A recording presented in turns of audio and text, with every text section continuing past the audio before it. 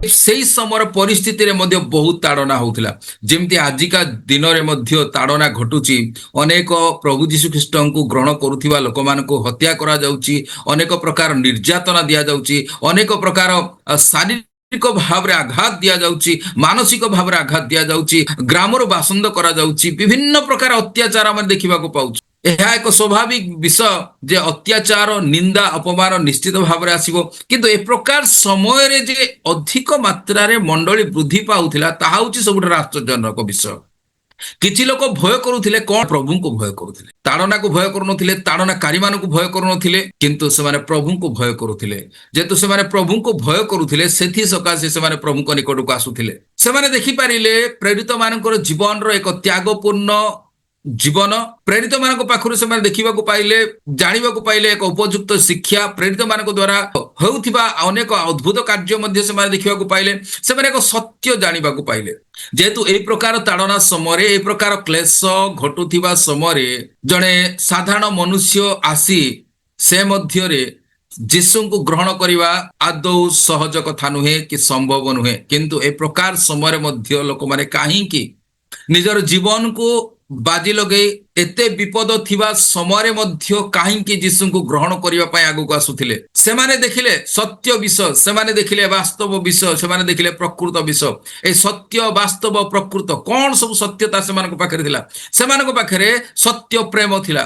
ସେମାନଙ୍କ ପାଖରେ ଈଶ୍ୱରଙ୍କର ଶକ୍ତି ଥିଲା, ଯାହାକି ସତ୍ୟ, ବାସ୍ତବ, ପ୍ରଭୁଙ୍କର ସେ ବାସ୍ତବ ଉପସ୍ଥିତିକୁ ସେମାନେ ଅନୁଭବ କରୁଥିଲେ। ଯେଉଁମାନେ ଅସଲି ବିଷୟକୁ ଚିହ୍ନନ୍ତି, ଅସଲି ବିଷୟ ପାଇଁ ସେମାନେ ଯେକୌଣସି ମୂଲ୍ୟ ଦେବା ପାଇଁ ପ୍ରସ୍ତୁତ ଅଟନ୍ତି। ଯେଉଁମାନେ ଅସଲି ବିଷୟ ପାଇବା ପାଇଁ ଚାହାନ୍ତି, ଯେଉଁମାନେ ଅସଲି ବିଷୟ ଜାଣିବା ପାଇଁ ଚାହାନ୍ତି, ଯେଉଁମାନେ ଅସଲି ବିଷୟ ପରଖି ପାରନ୍ତି, ସେମାନେ ଯେକୌଣସି ମୂଲ୍ୟ ଦେଇପାରନ୍ତି ସେ ଅସଲି ବିଷୟକୁ ପ୍ରାପ୍ତ ହେବା ନିମନ୍ତେ। ସମସ୍ତେ ଚିହ୍ନି ପାରନ୍ତି ନାହିଁ, ସମସ୍ତେ ଜାଣିପାରନ୍ତି ନାହିଁ, ବାସ୍ତବ ବିଷୟକୁ ସମସ୍ତେ ଦେଖିପାରନ୍ତି ନାହିଁ। କିନ୍ତୁ ଯେତେ ଲୋକ ସେ ବାସ୍ତବ ବିଷୟକୁ ଦେଖିପାରୁଥିଲେ, ଯେତେ ଲୋକ ସେ ବାସ୍ତବ ବିଷୟକୁ ଚିହ୍ନି ପାରୁଥିଲେ, ଅନୁଭବ କରିପାରୁଥିଲେ, ସେମାନେ କେବଳ ସେମାନେ ସବୁ କିଛି ତ୍ୟାଗ କରିବା ପାଇଁ ପ୍ରସ୍ତୁତ। ଏଇ ଯୋଉ ମୂଲ୍ୟ, ପ୍ରଭୁ ଯୀଶୁ ଖ୍ରୀଷ୍ଟଙ୍କୁ ଗ୍ରହଣ କରିବାର ମୂଲ୍ୟ ମଧ୍ୟ କୌଣସି ପ୍ରକାର କମ୍ ନୁହେଁ। ମୂଲ୍ୟ ଦେବାକୁ ପଡୁଥିଲା, କୌଣସି ବିଷୟ ପାଇବା ନିମନ୍ତେ ନୁହଁ, ବରଂ ମୂଲ୍ୟ ଦେବାକୁ ପଡୁଥିଲା। ସେମାନେ ଯୋଉ ପ୍ରକାର ତାଡ଼ନାର ସମ୍ମୁଖୀନ, ତାଡ଼ନା ବିପଦ ମଧ୍ୟକୁ ସେମାନେ ଯାଉଛନ୍ତି, ଜାଣୁଛନ୍ତି ବିପଦ ରହିଛି, ଜାଣୁଛନ୍ତି ଅନେକ ଲୋକମାନଙ୍କର ନିନ୍ଦା ଅପମାନ ମତେ ସହିବାକୁ ପଡିବ, ତଥାପି ସେମାନେ ଯୀଶୁଙ୍କୁ ଗ୍ରହଣ କରିବା ପାଇଁ କେବେ ବି ପଛଘୁଞ୍ଚା ଦଉନଥିଲେ। ଏଇ ଯୋଉ ମୂଲ୍ୟ ଦେବା ପାଇଁ ସେମାନେ ଆଗକୁ ଆସୁଥିଲେ, ସେମାନେ ଚିହ୍ନିଥିଲେ ପ୍ରକୃତ ମୂଲ୍ୟବାନ ବିଷୟ କଣ। ଆଉ ସେ ମୂଲ୍ୟବାନ ବିଷୟ ପ୍ରଭୁଙ୍କର ଉପସ୍ଥିତିରେ ଅଛି, ସେ ମୂଲ୍ୟବାନ ପ୍ରଭୁଙ୍କ ଶିକ୍ଷାରେ ଅଛି, ସେ ମୂଲ୍ୟବାନ ବିଷୟ ପ୍ରେରିତ ମାନଙ୍କ ମଧ୍ୟରେ ଅଛି। এই ସମସ୍ତ ମୂଲ୍ୟବାନ ଯେତେବେଳେ ବିଷୟ ସେମାନେ ଦେଖୁଛନ୍ତି, ଅନେକ ସଂଖ୍ୟାର ଲୋକମାନେ ସେମାନେ ଯୀଶୁଙ୍କ ନିକଟକୁ ଆସୁଛନ୍ତି। ଅନେକ ସଂଖ୍ୟାର ଲୋକମାନେ ସେମାନେ ଯୀଶୁଙ୍କ ଠାରେ ନିଜ ଜୀବନକୁ ସମର୍ପଣ କରୁଛନ୍ତି।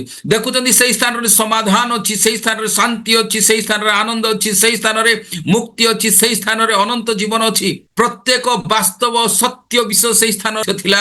ପବିତ୍ର ଆତ୍ମାଙ୍କର କାର୍ଯ୍ୟ ଚିହ୍ନିବାର କାରଣ ମଧ୍ୟ ଥିଲେ ପ୍ରେରିତ ମାନେ, ଆଉ ଚିହ୍ନିବାର କାରଣ ମଧ୍ୟ ଥିଲେ ବିଶ୍ୱାସୀ ମାନେ। ଯେତେ ଲୋକ ତାହାଙ୍କୁ ବିଶ୍ୱାସ କରୁଥିଲେ, ଯେତେ ଲୋକ ତାହାଙ୍କୁ ଗ୍ରହଣ କରୁଥିଲେ, ସେମାନଙ୍କର ଜୀବନରେ ଗୋଟେ ଅଦ୍ଭୁତ ପରିବର୍ତ୍ତନ ଦେଖାଯାଉଥିଲା। ସେମାନଙ୍କ ପାଖରେ ଗୋଟେ ଭିନ୍ନ ପ୍ରକାର ଜୀବନ ଥିଲା, ସେମାନଙ୍କର ବ୍ୟବହାର ଭିନ୍ନ ଥିଲା, ସେମାନଙ୍କର କଥାବାର୍ତ୍ତା ଭିନ୍ନ ଥିଲା, ସେମାନଙ୍କର ଜୀବନ ଶୈଳୀ ଭିନ୍ନ ଥିଲା। ଏଇ ଭିନ୍ନତା ମଧ୍ୟ ଲୋକମାନେ ଦେଖୁଥିଲେ। ପବିତ୍ର ଆତ୍ମାଙ୍କର ଭୂମିକା ଅଦ୍ଭୁତ କାର୍ଯ୍ୟ କରିବାରେ, ଶିକ୍ଷାକୁ ବୁଝେଇବାରେ, ଶକ୍ତି ଦେବାରେ, ଅଦ୍ଭୁତ କାର୍ଯ୍ୟ କରିବାରେ, ସବୁ ସାମର୍ଥ୍ୟ ଦେବାରେ, ଲୋକମାନଙ୍କର ଜୀବନକୁ ପରିବର୍ତ୍ତନ କରିବାରେ। ଠିକ୍ ସେଇ ପ୍ରକାର ଭାବରେ ପ୍ରେରିତ ମାନଙ୍କର ମଧ୍ୟ ଭୂମିକା ଥିଲା। ପ୍ରଭୁ ଯୀଶୁ ଖ୍ରୀଷ୍ଟଙ୍କର ଆଜ୍ଞାକୁ ମାନି ପାଳନ କରି ତଦନୁସାରେ, ସେ ମହାନ ଆଦେଶ ଅନୁସାରେ ସେମାନେ ଅପେକ୍ଷାରେ ରହିଲେ। ପବିତ୍ର ଆତ୍ମାଙ୍କର ନିର୍ଦ୍ଦେଶରେ ସେମାନେ କାର୍ଯ୍ୟ କରୁଛନ୍ତି। ତା ସହିତରେ ଆମେମାନେ ଏହା ମଧ୍ୟ ଦେଖୁଛୁ ଯେ ବିଶ୍ୱାସୀ ମାନଙ୍କର ମଧ୍ୟ ଭୂମିକା ଥିଲା। ଏ ପୁରୁଷ ଏବଂ ସ୍ତ୍ରୀ ଉଭୟ ବର୍ଗର ଲୋକମାନେ ଯୀଶୁଙ୍କ ନିମନ୍ତେ ସାକ୍ଷୀ ହେଉଥିଲେ। ସେମାନଙ୍କର ଜ୍ୟୋତିକୁ ସବୁବେଳେ ଆଲୋକିତ କରି ରଖୁଥିଲେ।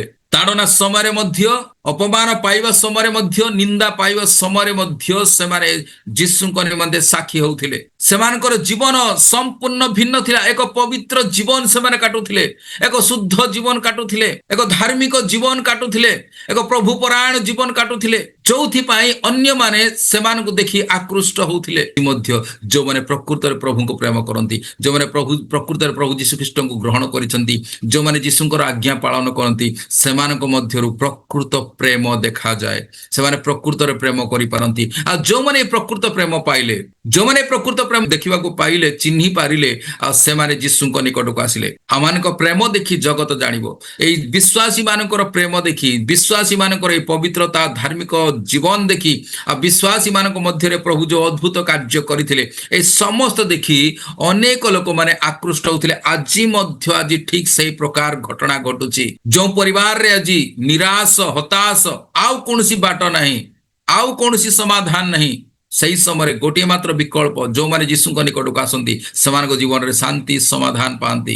जो माने यीशु को निकट को आसंती सेमान आहुरी अधिक चिन्हि पारंती प्रकृत वास्तव विषय कौन सत्य विषय कौन दूररू रही कहीं मध्य यीशु को चिन्हि न जानिया माने केबे मध्य कटु समालोचना करि परिबनी यीशु को निकट को आसु यीशु को चिन्हु यीशु किए अटंती कौन करंती कौन करि पारंती कौन करिसंती कौन करिसंती प्रभु यीशु ख्रीष्ट आमानक पई जीवन देइछंती प्रभु यीशु ख्रीष्ट आम मानक पई मुक्तिर मूल्य देइछंती आमानकर प्रायश्चित पई आमे माने पाप कलु आमानकर पापर दंड से भोगिछंती जो द्वारा आमे पापरु मुक्त होई परिबा पापर दंड भयानकटे जो माने ए विषय को बुझी पारिले से माने पाप क्षमा निमंते यीशु को निकट को आसिले जदि आमानकर पाप क्षमा न होई थाए जो माने यीशु को ग्रहण करंती सेमान को ताड़ना मिलिबो जो माने यीशु को ग्रहण करिवे सेमान को निंदा मिलिबो अपमान मिलिबो जो माने यीशु ग्रहण करिवे सेमाने अनंत जीवन पाइबे जो माने यीशु ग्रहण करिवे सेमाने शांति पाइबे एई प्रतिज्ञा बाइबल रे दिया जायछि जो माने यीशु ग्रहण करिवे सेमाने शांति पाइबे जो माने यीशु ग्रहण करिवे सेमाने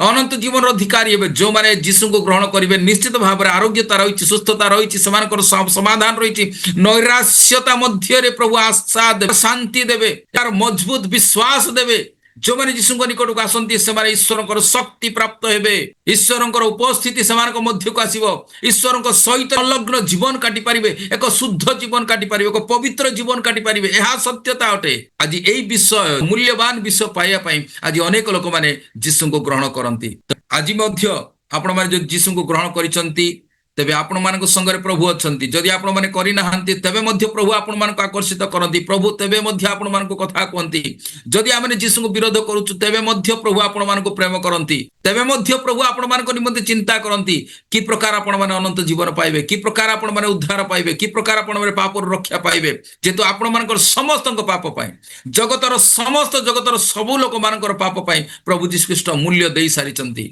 से रक्त झरैचंती से मृत्युवरण करिसंती प्रायश्चित करिसंती तेणु से ताहांकर रक्तर मूल्य को से वृथा रे जीवा को देबे नहीं आपण मान को से हरेबा पई चाहंती नहीं आपण मानकर पाप को क्षमा करिया पई चाहंती प्रत्येकंकर पाप को क्षमा करिया पई चाहंती प्रत्येकंकु से अनंत जीवन देबा पई चाहंती आज सेहिथि पई जो माने विषय को बुझिले जो माने विषय को जानिले जो माने विषय को चिन्हिले आ सेते समस्ते प्रभु को ग्रहण कले प्रभु को निजर जीवन को समर्पण करू सी आमानकर जीवन को संपूर्ण बदले देबे सी आमानकर जीवन रे अद्भुत अलौकिक कार्य करिवे सेही दिन जो प्रकार अद्भुत कार्य घटुतिला आज मध्य से प्रकार अद्भुत कार्य घटुची आ सी आपण मानको जीवन रे अद्भुत कार्य करबा को जाउछंती जदि हमरे विश्वास करू ताहांको निकट को आसु आमानकर जीवन संपूर्ण बदले देबे प्रभु आमानको आज अल्प चिंता आलोचना उपरे प्रत्येकंको आशीर्वाद करंतु बहुत